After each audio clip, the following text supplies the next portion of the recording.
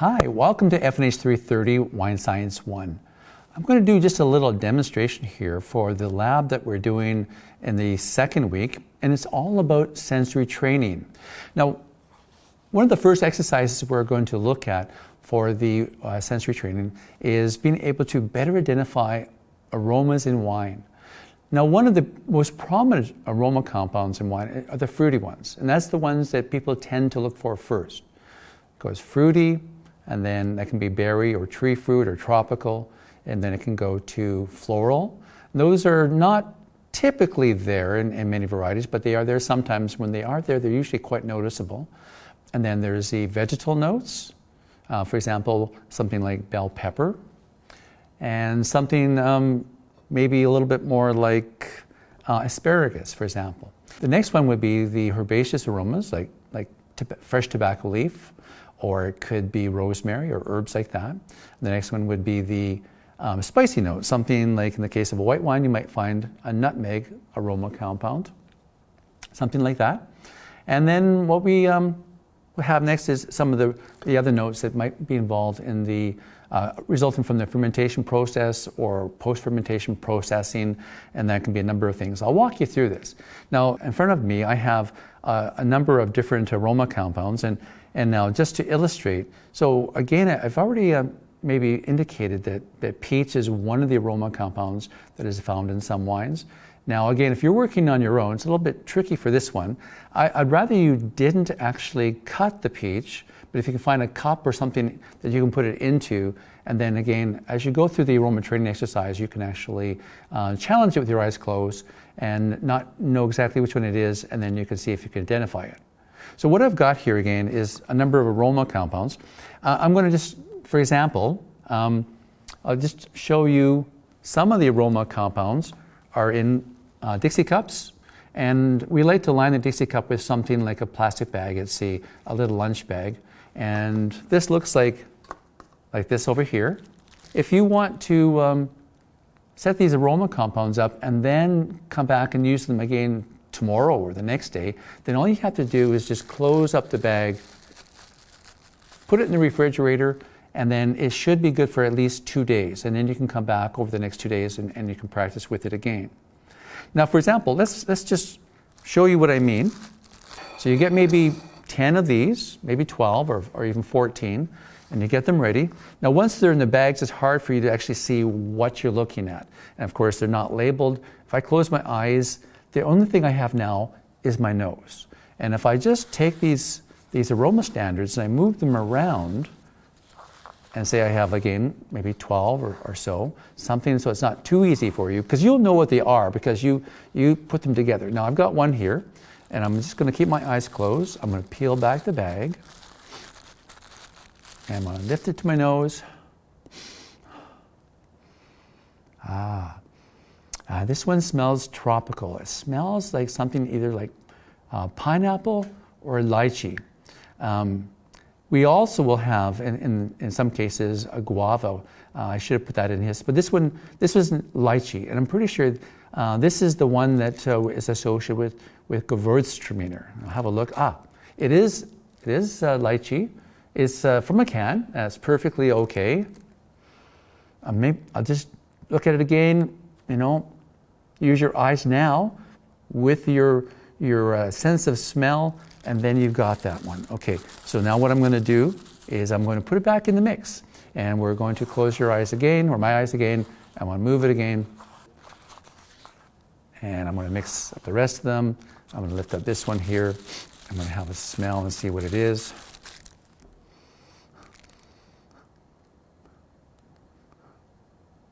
Now, this one is interesting. I think it's apricot jam, and I'm wrong. It actually is pineapple, but it's canned pineapple. There you go. Everyone can make a mistake. The whole point is to try again until you get it right. Now, this is canned pineapple. The fresh pineapple sometimes smells better in terms of the intensity, so it's a little bit easier, but canned pineapple can work. One more try. Let's see if I can get another one right. Here's one that's kind of light. Try again. This is very different. This is not fruity at all. it's not floral, it's not vegetal, it's not herbaceous, not spicy.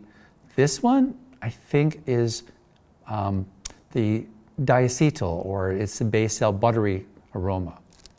Yes, it is the little slab of the basil in there, and it's got that buttery aroma. And so this is something that's associated with the winemaking process post-fermentation. This is a result of what's called a malolactic fermentation. So we'll go over that in lecture, but it's just good to keep practicing with these ones because these will come up in some of the wines that we're tasting over the next 6 weeks. So there you go. That's where we are with the Dixie cups. Now, the other aroma compounds that we have, the ones I'd like you to try, well, here's that guava. The guava, when it's fresh and when it's ripening, it is very strong. This one has been left over the weekend. It's beginning to lose some of its smell. But again, it is not peach. It is not apple-y. It's not pear. It's definitely tropical, but it's not pineapple or lychee. It's guava. Now, the other one I would like you to look for is passion fruit. And I couldn't find any in the grocery stores that I went to, but they're usually available. What you do with the passion fruit, this you keep whole. The passion fruit, you'd have to cut it in half and smell the inside. And that's something that you will find in some wines. Now, sort of subtropical, we've got another fruit, lime. It could be also lemon or even grapefruit. Sometimes even mandarin orange peel comes up. But those are some of the aroma compounds that we put into that fruity area. Here's one that's apricot, and I've got also apricot jam. Now, apricot itself is milder than the smell of the apricot jam. If I can just find it here. Nope, that's not it. The apricot jam. Now, this has been cooked, and it's the aromas are fairly intense. And it certainly is not as mild as the apricot itself. It's a little bit concentrated. And it smells like that sweet processed note where sugar's been added to something. So it is a little bit different in terms of the actual fresh apricot. Now, okay, then there's the peach, I mentioned already. Okay, now, so those are some of the fruity aroma compounds I'd like you to try. Again, the Dixie cups, the little plastic bags, quite handy if you can find them. Otherwise, just use teacups or whatever you can have at home. The problem is you may remember what teacup got what, and it may not be as good as the sort of generic Dixie cups.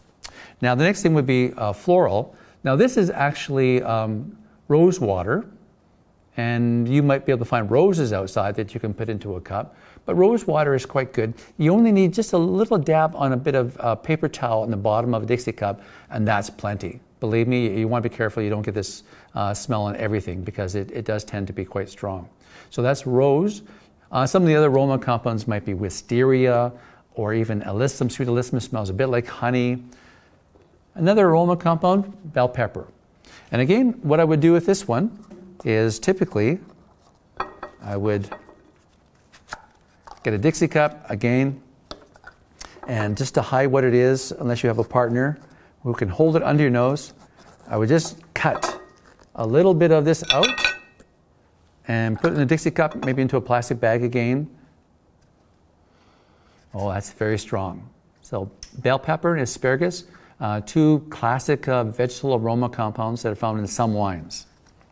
So that's vegetal. And then we have herbaceous, tobacco, rosemary, cut hay, white clover cut hay.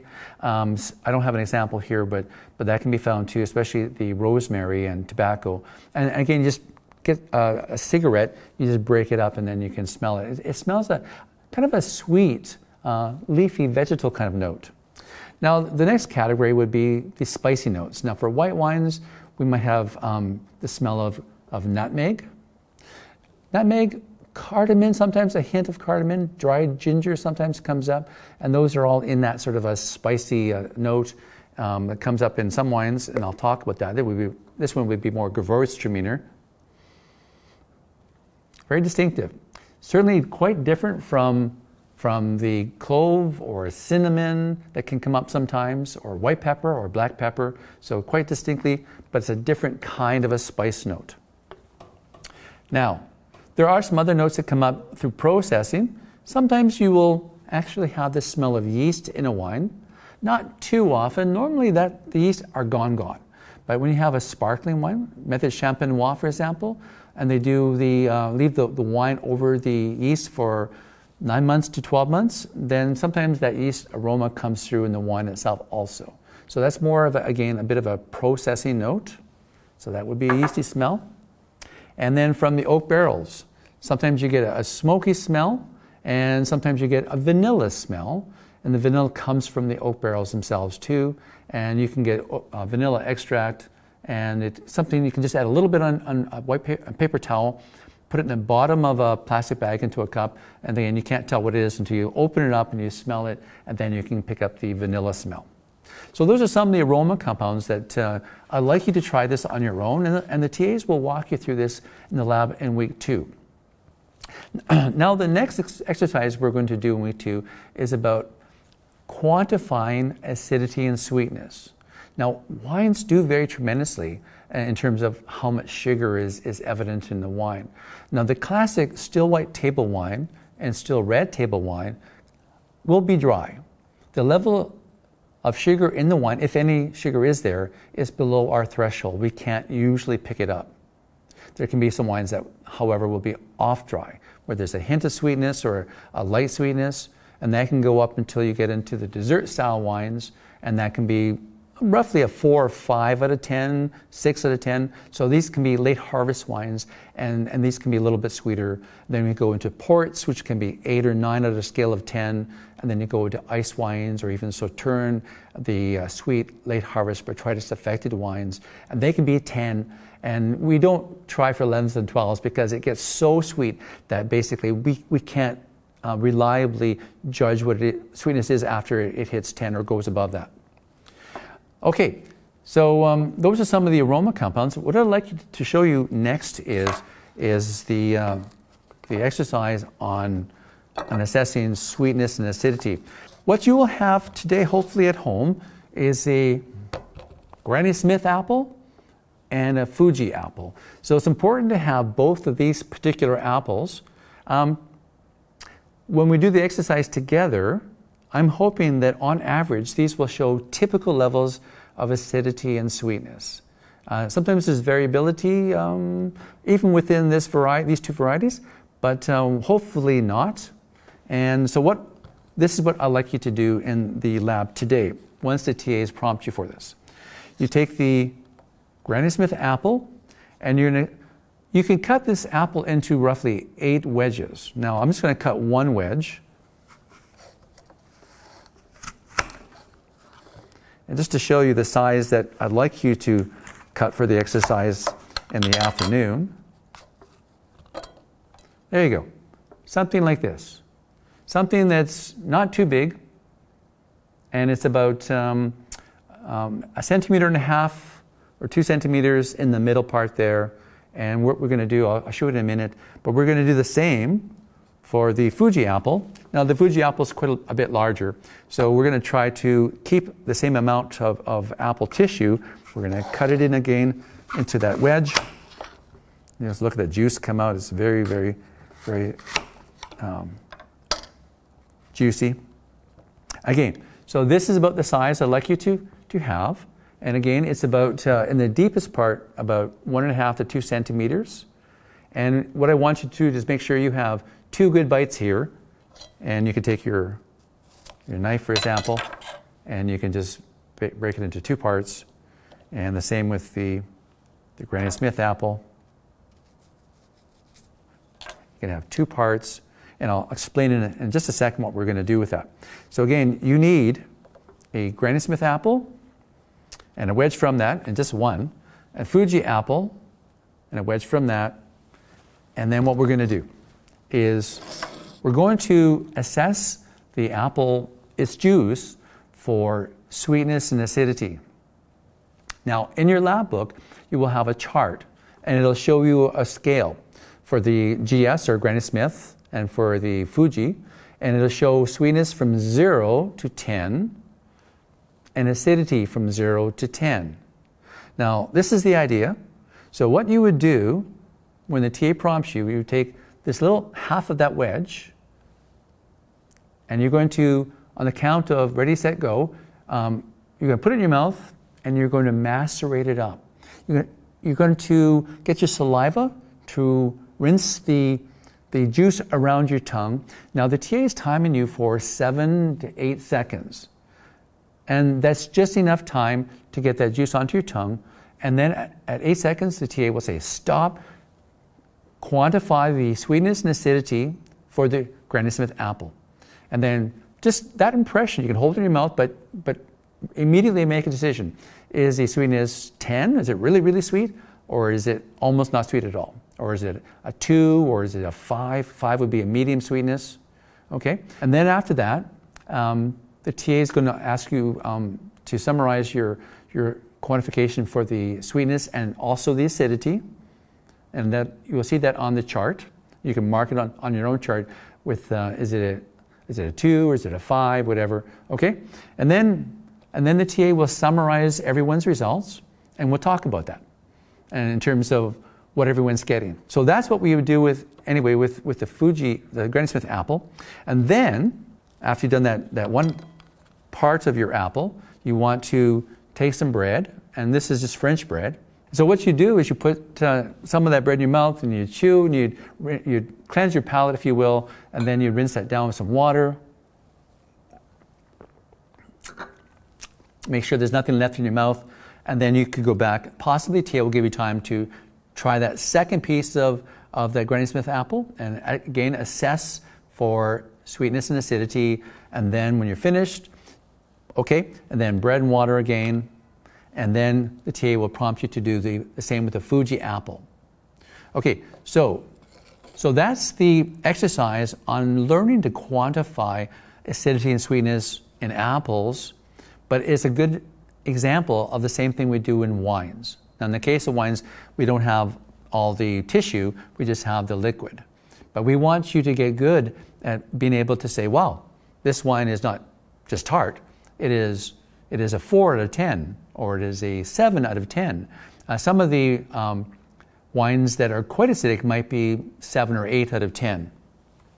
Now, when I'm saying out of 10, I guess there's not that many apples that would be 10 out of 10 for acidity, for example, but a lime juice is. And if you get if you have an apple tree at home and over the summer it has the small green apples, and you taste one of those green apples before it's ripe, it might be a 9 or a 10 also. So it can be that sour.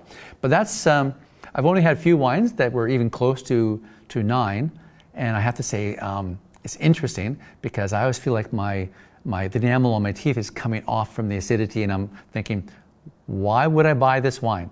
But some people love wines that are high in acidity. But again, what we're trying to do here is just learn to quantify the acidity and also the sweetness. There's one last thing I want to talk about in terms of the labs for week 2, and that is about looking at bitterness and learning to quantify bitterness, because when we get to red wines, bitterness is usually there in some form. It can be very, very minor, or it can be above medium, maybe quite a bit higher. Depends on how the red wine is made.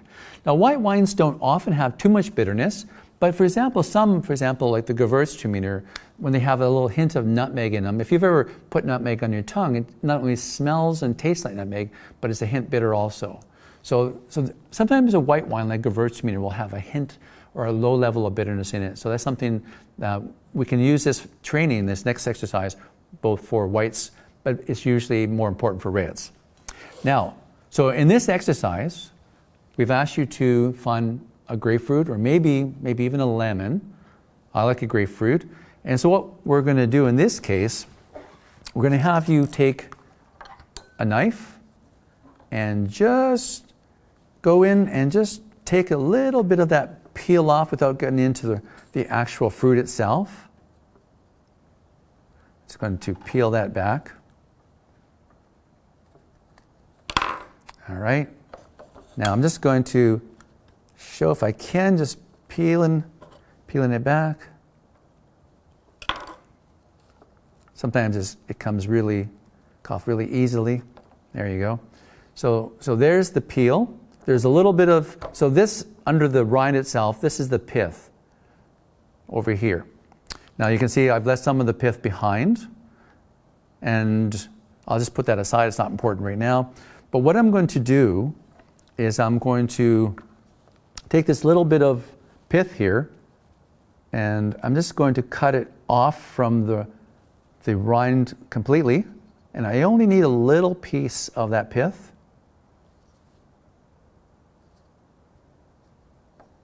There we go. There's just a little piece like that. Not much. And I'm just going to put that down.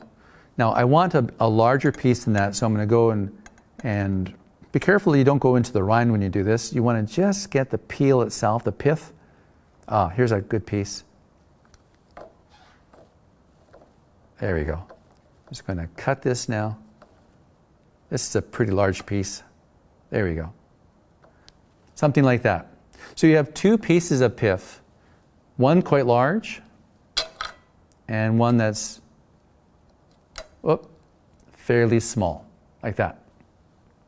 Now wait for the TA to prompt you on this, but what we're going to do next is we're going to take some of that French bread I was talking about.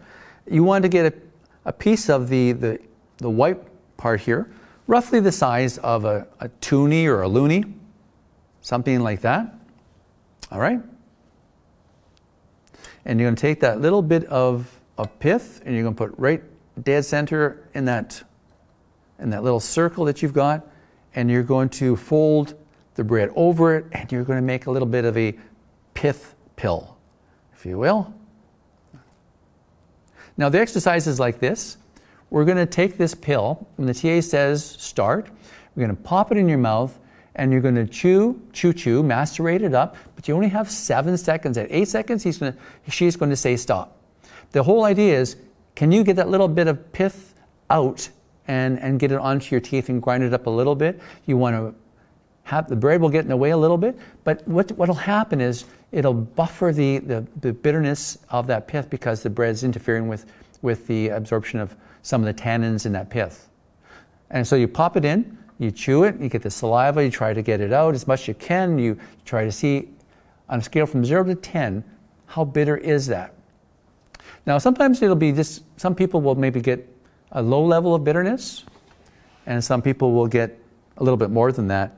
Then after you're finished, and the TA does a poll on however everyone was doing in terms of the assessment of bitterness, then go into the next step, which will be again, first you want to rinse your palate with some bread and then some water. Make sure it's perfectly clean. And then you want to take that big piece of pith, and then when the TA says go, pop it onto your tongue and start chewing it up for about 7 seconds. They'll say stop, and then reassess the bitterness level. Now, will it matter that there's no bread and it's directly in your mouth, on your tongue? Remember, that's where your bitterness taste buds are, on your tongue. You'll want to make sure that you actually have a chance to assess it 8 seconds, and right there, don't wait any longer. Okay, so after that, the TA will do a poll and summarize the results, and we'll talk. He'll or she will talk about the role of bitterness in wine again, like they did with the sweetness and the acidity for the Granny Smith exercise and the aroma compounds. And that will be most of our lab today. Hopefully you'll have a chance to chat with the TAs about which wines fit into different categories and which one shows bitterness, which ones don't, that kind of idea. But it will be a good educational experience and will help us when we taste wines the week after this. So thank you very much for your attention. And remember, you will need probably a knife or two. You will need some bread. You need some water. You need some aroma compounds. You will need some apples. And you will need probably something like a grapefruit to get that pith. So don't forget that for today or for the week 2. And we'll talk to you again soon.